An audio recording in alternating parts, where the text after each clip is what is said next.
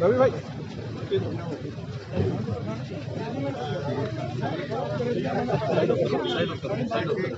Side उतरो।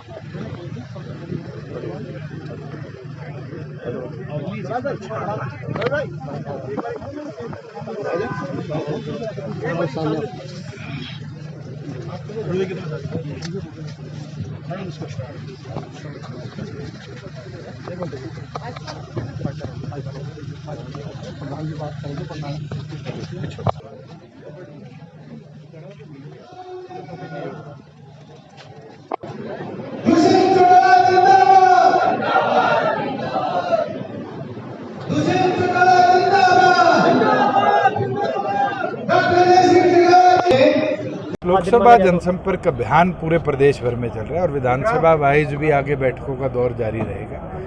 और मैं मानता हूँ जिस हिसाब से 10 लोकसभाओं में और फिर विधानसभाओं के अंदर पार्टी कार्यकर्ताओं ने बैठक करी है, पार्टी के पदाधिकारियों ने बैठक करी है, आने वाले 40 दिनों के अंदर हम प्रत्येक व्यक्ति हरियाणा प्रदेश के वोटर को हम छुएंगे, चाबी को पहुँचाएंगे और भारी मजबूती से हरियाणा की आवाज़ को पार्लियामेंट में जगह दिलवाने का काम करेंगे। ऐसे सांसदों को नहीं चुनेंगे जिन्हें चुनने के बाद पार्लियामेंट में हरियाणा की आवाज़ छोड़ो अपनी कॉन्स्टिट्यूंसी की आवाज़ नहीं उठाए।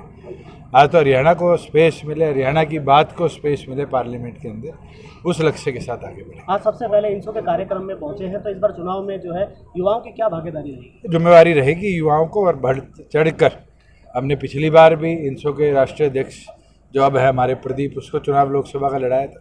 आगे भी आप देखेंगे तो युवाओं का नेतृत्व प्रदेश भर में आपको दिखेगा। क्या 10 की 10 सीटों पर जो है इस बार कोई शक है आपको? तो पार्टी ने निर्णय ही कर लिया कि 10 की 10 सीटों पर हम लड़ेंगे, तो मुझे नहीं लगता कि उससे हम कहीं विचलित। कब तक सीटों का फाइनल कब तक कर देगी? हमने नवरात्रों का कहा था, 17 या 18 तक नवरात्र है, उससे पहले सूची आपके बीच में। बीजेपी का आपके साथ गठबंधन था, तो आप बीजेपी के कंपैरिजन में क्या देखते हैं?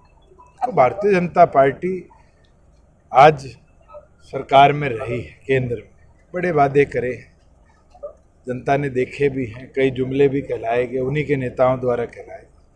आज तो हरियाणा की आवाज़ को जगह देखनी और कंपैरिजन में मैं पार्लियामेंट में रहा और मेरे साथ 7 बीजेपी के सांसद थे, पिछली बार 10 बीजेपी के सांसद थे। कितनों ने पार्लियामेंट में खड़े होकर अपनी कॉन्स्टिट्यूंसी की समस्या उठाई, कितनों ने हरियाणा की लड़ाई को पार्लियामेंट में जगह दी। ये देखने की चीज़ें हैं और जनता ये समझती है और मैं मानता हूँ कि वोट की चोट से इस बार जवाब देंगे। चौटाला साहब, जिस तरीके से आपने जो है सरकारें चलाई, सरकार के साथ रहकर आपने काम किया, तो ऐसे में कुछ लगता है आपको कुछ कमी रही या आगे आप? मैं तो मानता हूँ हरियाणा प्रदेश को 4.5 साल में प्रोग्रेसिव फ्रंट हमने दिया। आज आप फरीदाबाद की इंडस्ट्रियलाइजेशन जो बंद हो गई थी, जेसीबी जैसी कंपनी हरियाणा छोड़ के जा रही थी, आज उससे बड़े इंडस्ट्रियल यूनिट्स इस लोकसभा में आना ये अचीवमेंट है।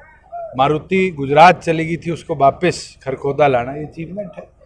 आज 50% महिलाओं को रिजर्वेशन देनी, 8% बीसी के साथियों को रिजर्वेशन देनी, आज 20,000 किलोमीटर का रोड इंफ्रास्ट्रक्चर दुरुस्त करना, ये सारी चीज़ें हैं जिनको हम चुनाव में लेके चलेंगे। जिस तरीके से आपके पिछले एजेंडा की बात करें तो कहीं ना कहीं जो 5,000 पेंशन और एक एजेंडा जरूर है बुढ़ापा पेंशन का, जिसको हमने 2,000 से 3,000 किया, 5,000 नहीं पहुँचा। उसको छोड़ के तो बताइए कौन सा रहेगा? पार्टी छोड़कर जाने वाले नेताओं को आपने प्रकृति से जोड़ा था, ये तो समय है, कोई जेजेपी अकेली नहीं है जिसके नेता छोड़ के गए। विजेंद्र सिंह जो बीजेपी के सांसद थे वो कांग्रेस में चले गए, रवनीत बिट्टू कांग्रेस के सांसद थे वो बीजेपी में चले गए, आम आदमी पार्टी का तो मंत्री कल इस्तीफा दे गया।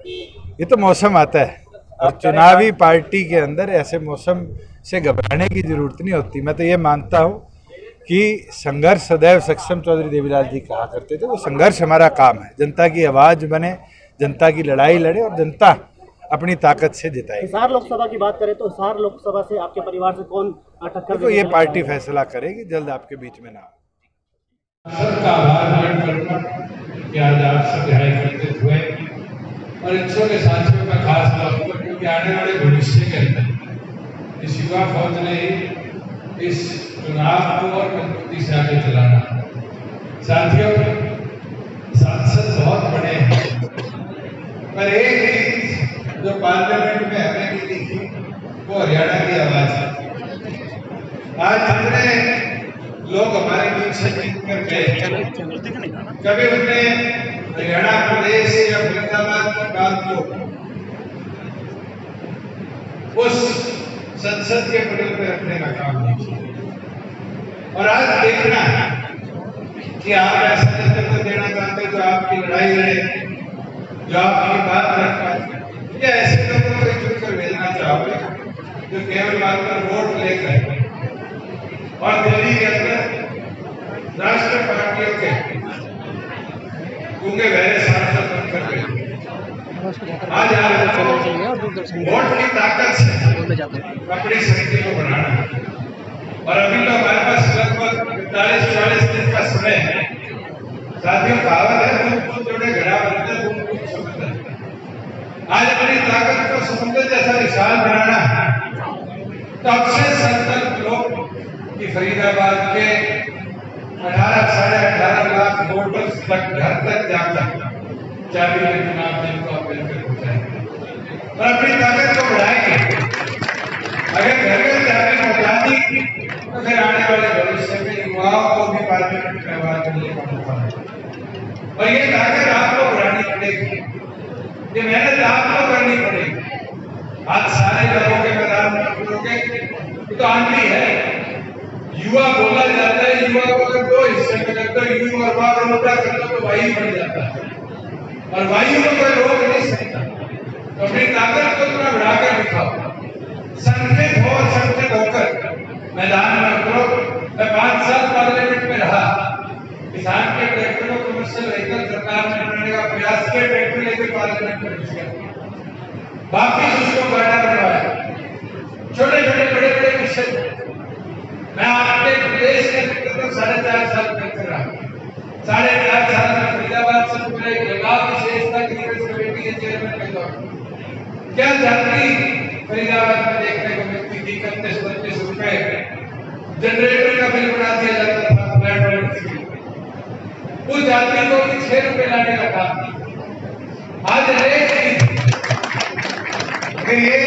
कभी पूरी हो सकती है, कभी लंबी चल सकती है जब आप लोगों के नेतृत्व में हाथ हो साथ और नेतृत्व में जब भी हो पाओगे जब आज से संकल्प लेकर मैदान में उतरोगे कि घर घर जाके पहुंचानी